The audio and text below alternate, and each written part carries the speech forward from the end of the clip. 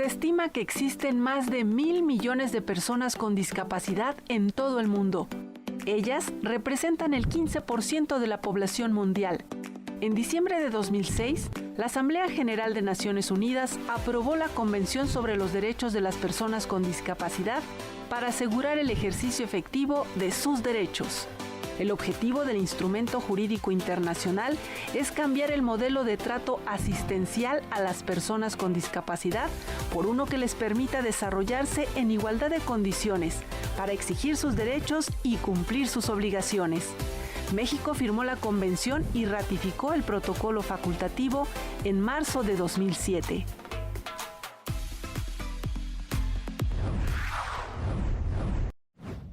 Para hablar precisamente sobre el respeto a la voluntad de las personas con discapacidad, hoy nos acompaña Araceli Vázquez Escamilla. Ella es asesora jurídica federal. Bienvenida.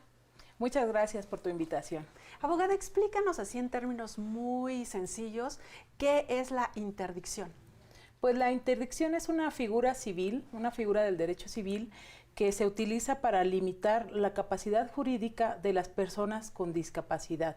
Esta interdicción, esta declaración de interdicción se da cuando hacen una solicitud a un juez familiar para que analice los dictámenes médicos, periciales, expedientes clínicos y determine que la persona con discapacidad no puede autogobernarse. Eso sería la interdicción. ¿En qué momento dejamos justamente, ¿no?, de ver a las personas con discapacidad como personas que no pueden tomar sus propias decisiones, como personas que no pueden ejercer sus derechos como ellos quieren? Pues de acuerdo a los modelos anteriores, como se veía la discapacidad, pues al momento de que se presentaran, esta discapacidad puede ser psicosocial, intelectual o de otras, para efecto de sustituir su voluntad, las familias, entendiendo que quizás eso sería lo mejor para la persona, es que hacían esta solicitud de interdicción. Posteriormente cambia esta forma de ver este modelo a través de la emisión de la Convención de Derechos para las Personas con Discapacidad en el 2008 y posteriormente en nuestra legislación mexicana en el 2011, cuando se hace la reforma al artículo 1 constitucional, donde todas las autoridades están obligadas a proteger los derechos de las personas, no tan solo de las personas con discapacidad. Es ahí cuando ya tenemos nosotros la intención de verdad salvaguardar los derechos de las personas con discapacidad. ¿Qué ha dicho la Corte, no? Ya hay jurisprudencia sobre este tema de la interdicción. Precisamente la Corte nos da algunos lineamientos para que podamos aplicarlos durante los juicios, porque pues las discapacidades con las que viven las personas son muy diferentes, aunque se trate de conceptualizar en discapacidad psicosocial, intelectual, visual, pero no el trato para hacia la persona es distinto. Entonces la Suprema Corte ha conceptualizado que el acceso a la justicia tiene 3 dimensiones: la física, la legal y la comunicacional. La física es decir que en todos los edificios donde se imparte justicia debe de haber un libre acceso para la persona con discapacidad. La jurídica es que durante un procedimiento se apliquen los ajustes razonables o ajustes de procedimiento, que son esas medidas que va a tomar a cabo el juzgador para que los obstáculos que enfrenta a la persona con discapacidad al momento de una contienda jurídica se eliminen y entonces se respeten sus derechos en igualdad que cualquier otra persona, cualquier otra parte en el juicio. La dimensión comunicacional tiene que ver con la obligación del juzgador para que todas las personas con discapacidad comprendan las resoluciones que se están emitiendo a través de formato de texto de lectura fácil, a través del sistema de lectura bilingüe, lenguaje de señas mexicanas también puede ser, o braille, y también con algunos dispositivos electrónicos con los que se pueda comprender el sentido de la sentencia que se emita o la resolución, ya sea a favor o en contra de la persona con discapacidad. ¿Por qué derechos se violan de las personas con discapacidad con esto de la interdicción? Prácticamente todos, abogado. Todos, exactamente, se viola su derecho de igualdad, de no discriminación, a una vida libre, a decidir dónde vivir. También se viola su derecho a formar una familia, a ser oído y vencido en juicio, de audiencia, de acceso a la justicia, de inclusión en la sociedad. Pues prácticamente al sustituir su voluntad de manera forzada, se elimina, es como una muerte civil de la persona. No figura, como si no existiera. Exactamente, no figura en el mundo jurídico. Es lo que pasa con la interdicción. Bien, pues con este contexto que ya nos diste y en este lenguaje muy sencillo, vamos a hacer una pausa y de regreso hablamos sobre los servicios que brinda la Defensoría Pública Federal y también escuchamos cuáles son las inquietudes de personas con discapacidad. Vamos a la pausa, regresamos. ¿Fuiste detenido de manera arbitraria o estás acusado de cometer un acto que es contra la ley? Tienes derechos y nosotros podemos representarte. Acércate a los servicios gratuitos del Instituto Federal de Defensoría Pública. Te defendemos en cualquiera de las etapas del sistema de justicia penal acusatorio, es decir, desde el momento de la detención hasta la ejecución de la sentencia. Si fuiste procesado en el sistema penal tradicional, también hacemos valer tus derechos. Las y los defensores públicos federales protegemos tus derechos ante agencias del Ministerio Público y centros de justicia penal en todo el país. Llama a Defensatel 822-42-42-6. De la mano del Instituto Federal de Defensoría Pública, haz valer tus derechos.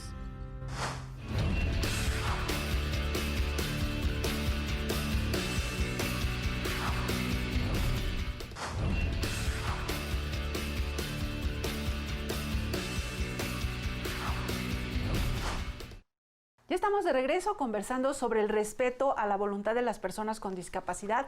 Abogada, ya nos explicabas cómo esta figura de la interdicción prácticamente anula a la persona con discapacidad, violando todos sus derechos. Pero ¿qué sucede en este esquema? Tampoco es que ahora a la persona se le deje, pues tú toma tus decisiones y si tomas mala la decisión, pues allá tú. Pues la Suprema Corte está intentando que la figura de la interdicción sea una figura más dinámica, que no quede como tal establecida por siempre. Al momento de declarar la interdicción de una persona, se tienen que precisar las directrices, los límites de esta toma de decisiones y los apoyos y salvaguardas que puede ocupar para la toma de decisiones. De hecho, ahora el tutor debe ser visto como una persona que va a apoyar en la toma de decisiones. Ahora los jueces están obligados a que al momento que les corresponda dar la revisión de los informes que les rindan los tutores, deben de analizar si la discapacidad ha cambiado para darle más ventajas a la persona que pueda expresar su voluntad. Entonces ahora es una figura más dinámica y la Suprema Corte intenta a través de directrices que esto se lleve a cabo y que de verdad se protejan los derechos de las personas con discapacidad. Digamos, menos radical y más dándole esa voz a la persona y justo el tema del programa, ¿no? Respetando su voluntad. Abogada, preparamos una pieza en la que vamos a escuchar cuáles son las inquietudes de las personas respecto a esto, ¿no? Al respeto de los derechos de las personas con discapacidad. Vamos a ver.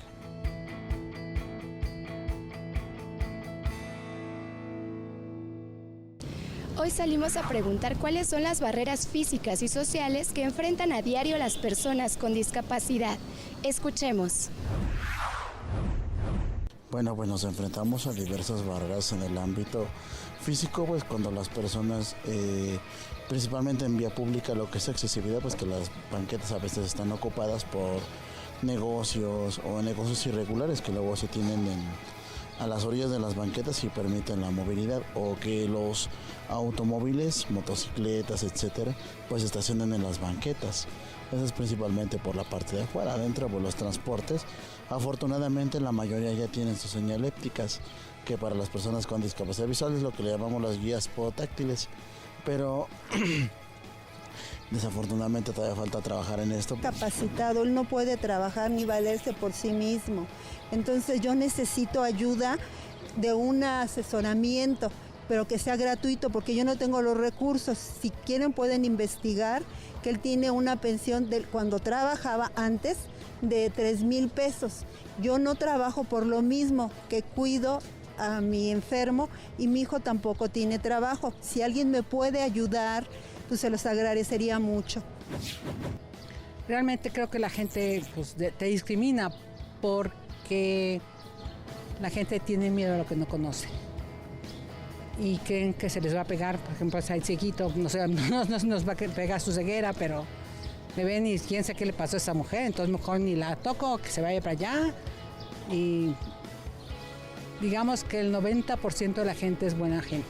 Y el otro 10% como que tiene miedo de todo.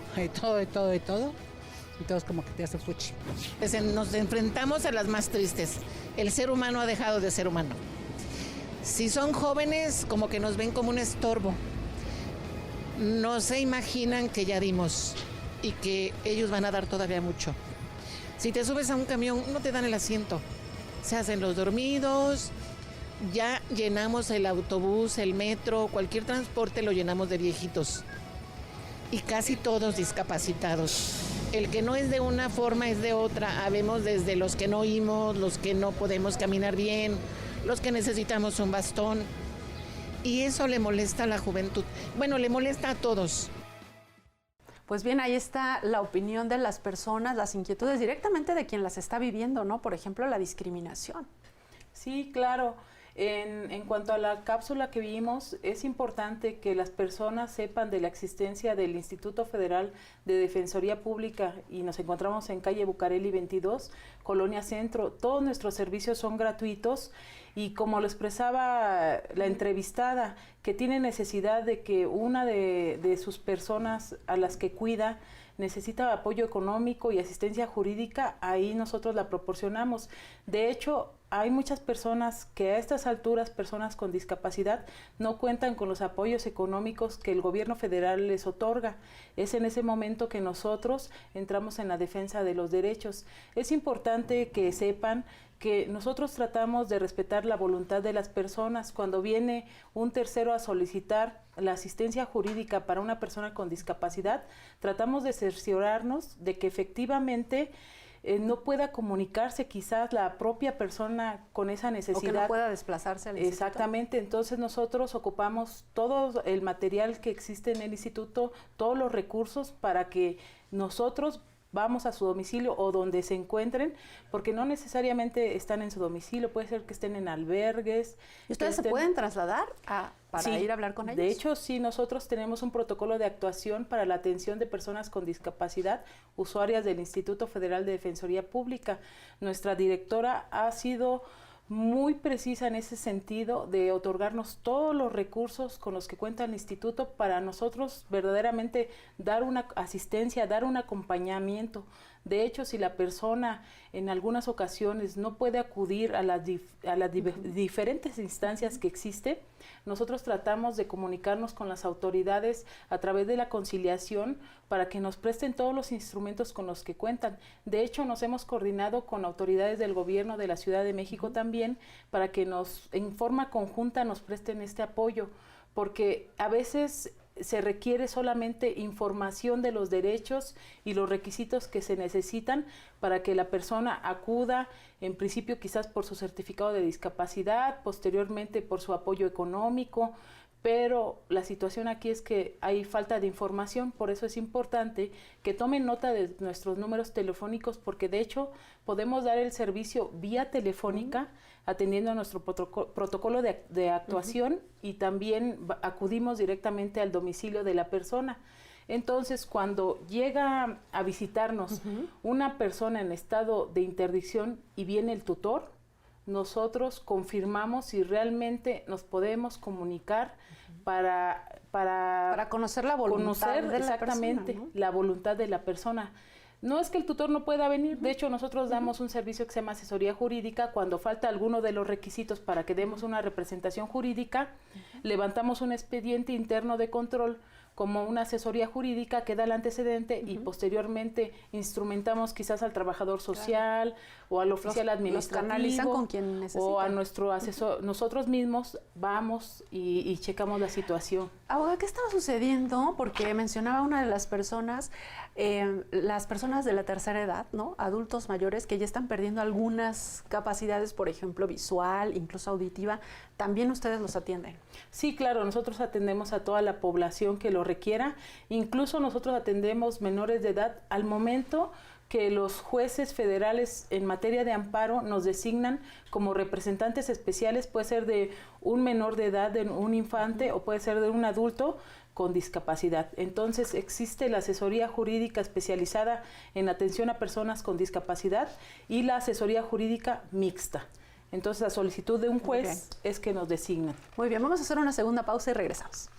Regresamos con las conclusiones de nuestra charla. Ya volvemos.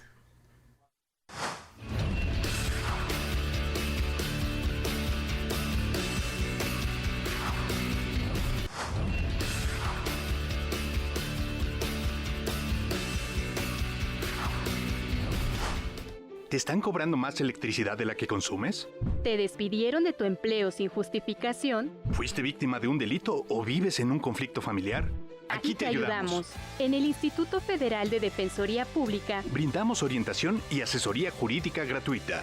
Acércate a nuestros profesionales especializados en atención a personas con discapacidad, Adultos mayores, mujeres, hablantes de lengua indígena, niñas, niños y adolescentes, migrantes jóvenes en conflicto con la ley e integrantes de la diversidad sexual. Búscanos. Tenemos oficinas en todo el país. Llama a Defensatel. 822-42-42-6. Respondemos los 365 días del año. Aquí te defendemos. Ya estamos en la parte final del programa de hoy. Abogada, pues explícanos un poco más sobre este modelo social que tiene la finalidad de proteger al máximo, ¿no?, y de respetar la voluntad de las personas con discapacidad. El modelo social que se está aplicando es modelo social y de derechos humanos de la discapacidad. Tiene como prioridad la dignidad de las personas. Entonces, en todos los ámbitos jurídicos, en toda la legislación que se emite, debe de entenderse que la persona con discapacidad es sujeta de derechos y tiene personalidad jurídica e igualdad ante los demás. Entonces, basándonos en este sistema, es que se requiere, si es necesario, de apoyos para que ellos puedan exteriorizar su voluntad y hacernos saber lo que realmente quieren. En este modelo, al momento de que un juez de distrito nos nombra para que demos una asistencia jurídica, es que nosotros lo que hacemos es una defensa reforzada. Nunca sustituimos la voluntad.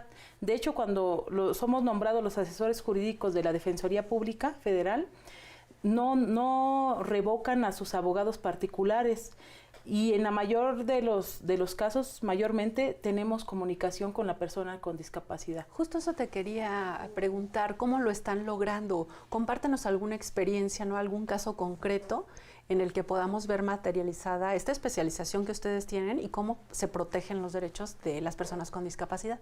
Una vez que somos nosotros designados por un juez, nos abocamos a la consulta del expediente para ver si de alguna forma dejaron datos para localización y comunicación.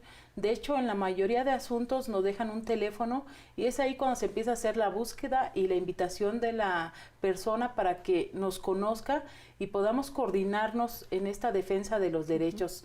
A veces no es su deseo, pero en la mayoría de las ocasiones sí lo es, y es que coordinados vía telefónica o presencialmente, o nosotros acudimos a su domicilio, nos coordinamos para que sepamos realmente cuál es la intención del juicio, de llevar a cabo esta demanda. ¿Y en alguno de los casos que te ha tocado llevar o que ha llevado el instituto? Fíjese que últimamente se ha dado mucho la situación en que por deudas de carácter civil se les notifica y las personas se encuentran en estado de interdicción y la notificación no cumple con los lineamientos de la ley. Es entonces cuando nosotros... ¿Y que se les van acumulando intereses o qué? Pues más bien embargan sus bienes inmuebles. Y entonces ellos no fueron oídos y vencidos en juicio, y es hasta el juicio de amparo que nos conocen y nos damos cuenta de la ilegalidad de la notificación para que se reponga el procedimiento, se vuelva a notificar y se designe un apoyo para que comprenda la persona lo que está pasando con sus derechos, con sus bienes. Y en esos asuntos, digamos, como esto del acto reclamado y tal, ¿les regresan sus cosas o qué sucede? Nosotros desde el principio solicitamos la suspensión del acto reclamado para que no haya una afectación en sus bienes y en sus derechos, y entonces se les regresa su momento para que sean mientras oídos. se resuelve el asunto.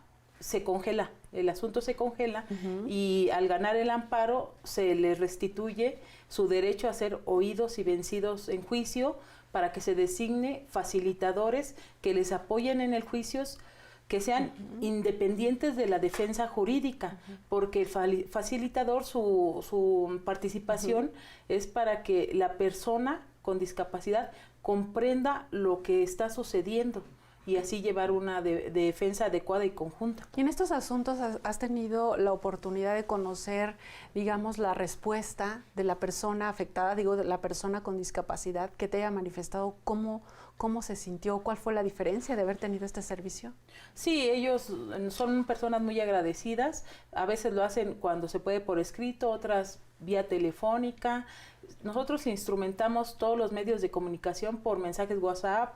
Entonces, de hecho, las personas con discapacidad visual, algunas cuentan con programas de traducción, entonces se les puede testear y ellos ocupan su programa para oír en audio los mensajes. Entonces, en la comunicación siempre hay mucha apertura para que todos vayamos de la mano en la defensa de sus derechos. Qué importante la labor que ustedes realizan, ¿no? La diferencia para una persona de quedarse, ¿no? Seguir un proceso que ni entiende y quedarse sin su propiedad o sin sus bienes. Para terminar nuestra conclusión, abogada, ¿cuáles son los retos para ti como asesora jurídica especializada en atención a personas con discapacidad? Pues nosotros necesitamos que la difusión de nuestros servicios llegue a todos los rincones. Entonces, es así como quizás podemos revertir esta situación que se está aconteciendo y cada caso concreto es muy especial. No podemos determinar un lineamiento, una lista de cuáles serían los apoyos que podríamos dar. Todos los casos, todos sin duda, distintos, ¿no? Son distintos. Bien, pues muchísimas gracias por acompañarnos en el programa de hoy. Gracias por tu invitación. También gracias a usted que nos sigue a través de la señal de Justicia TV y gracias a mis compañeros de producción. Soy Verónica González. Hasta la próxima.